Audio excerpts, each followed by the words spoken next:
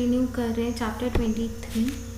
Evidence in inquiry and trials का part A mode of taking and recording evidence section 280 remarks respecting demeanour of witness. तो demeanour का मतलब होता है कि कोई भी पर्सन वो कैसा दिख रहा है, उसने कैसा उसका रहना, मतलब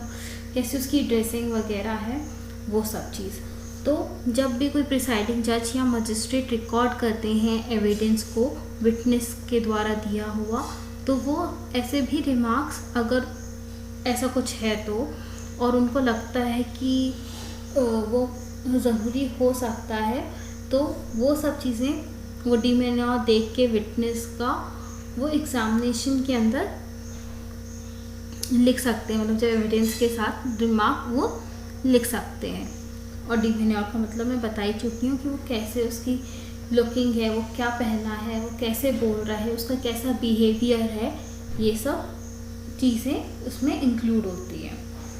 नेक्स्ट सेक्शन है section 281 record of examination of accused. इसका सबसेक्शन 1 कहता है when ever the accused is examined bye a metropolitan magistrate the magistrate shall make a memorandum of the substance of the examination of the accused in the language of the court, and such memorandum shall be signed by the magistrate and shall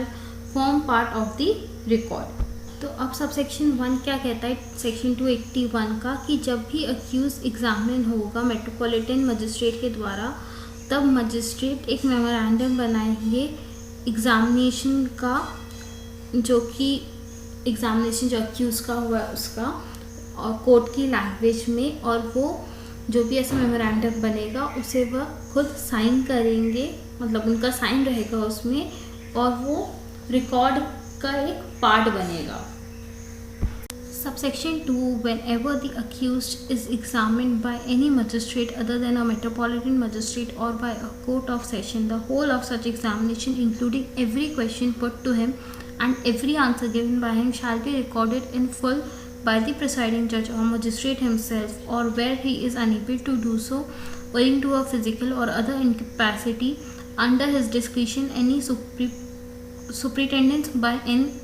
an officer of the court appointed by him in this behalf। तो जब भी accused का examine हो रहा है magistrate जो कि metropolitan magistrate है उनके अलावा, या कोर्ट ऑफ सेशन में हो रहा है, तो ऐसा पूरा एग्जामिनेशन जो भी क्वेश्चन पूछा जा रहा है और जो भी आंसर अक्यूज दे रहा है वो पूरा प्रिसाइडिंग जज या मजिस्ट्रेट खुद से लिखेंगे। अगर वो ऐसा करने में सक्षम नहीं है, कुछ भी फिजिकल इनकैपेसिटी के कारण या कोई भी दूसरा रीज़न, तो उनके डिस्क्रिशन में कोई भी सुपरिटेंडेंस ऑफिसर जो कि कोर्ट के द्वारा अपॉइंटेड है वो लिखेंगे। Subsection 3 the record shall if practicable be in the language in which the accused is examined, or if that is not practicable in the language of the court। तो जो भी रिकॉर्ड होगा, तो इफ़ पॉसिबल तो या वो language accused की जो लैंग्वेज है उसमें होगा,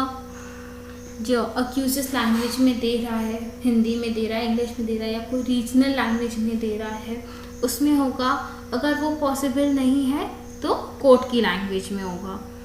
subsection 4 the record shall be shown or read to the accused, or if he does not understand the language in which it is written shall be interpreted to him in a language which he understands, and he shall be at liberty to explain or add to his answer. तो जो record है वो उसे accused को दिखाया जाएगा जो भी लिखा हुआ है, और वो अक्यूज रीड करेगा उसे। अगर उसको नहीं समझ में आता है जो लिखा है, तो वो उसकी लैंग्वेज में, जो भी उसकी लैंग्वेज जो उसे समझती है अक्यूज्ड को, उसमें उसको ट्रांसलेट किया जाएगा, और उस पूरी लिबर्टी है कि वो अपने और उसको एक्सप्लेन कर सके, और अपना कोई भी और जवाब है तो उसमें एडिशन उसको कर सके। Subsection 5 it shall thereafter be signed by the accused and by the magistrate or presiding judge, who shall certify under his own hand that the examination was taken in his presence and hearing, and the record contains a full and true account of the statement made by the accused. तो अब इसके बाद जब evidence लिख लिया, उसे accuse को सुना दिया, उसमें जो भी अक्यूज़ को एडिशन या कुछ भी करना है वो कर लिया, उसके बाद उसे अक्यूज़ साइन करेगा और या तो मजिस्ट्रेट या तो प्रिसाइडिंग जज साइन करेंगे और सर्टिफाई करेंगे खुद से कि जो भी एग्ज़ामिनेशन हुआ है वो उनकी प्रेजेंस में हुआ है और उनने सब चीज़ें सुनी हैं और जो रिकॉर्ड है वो कंटेन करते हैं जो भी सही, पूरी और सही जानकारी जो भी अक्यूज के द्वारा दी गई है। Subsection 6. Nothing in this section shall be deemed to apply to the examination of any accused person in the course of a summary trial. इस सेक्शन में जो भी है वो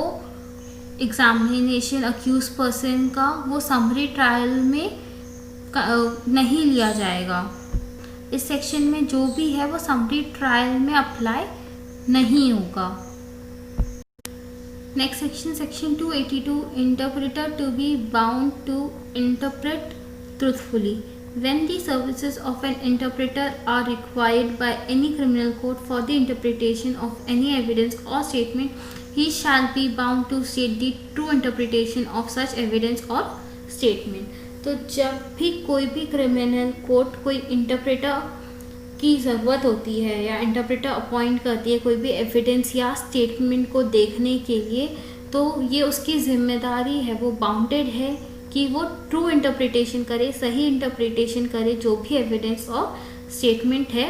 उसका, उसमें कोई बदलाव अपने तरफ से ना करे या कुछ भी मिर्च मसाला नहीं ऐड करे। Next section, section 283, record in high court. Every high court may by general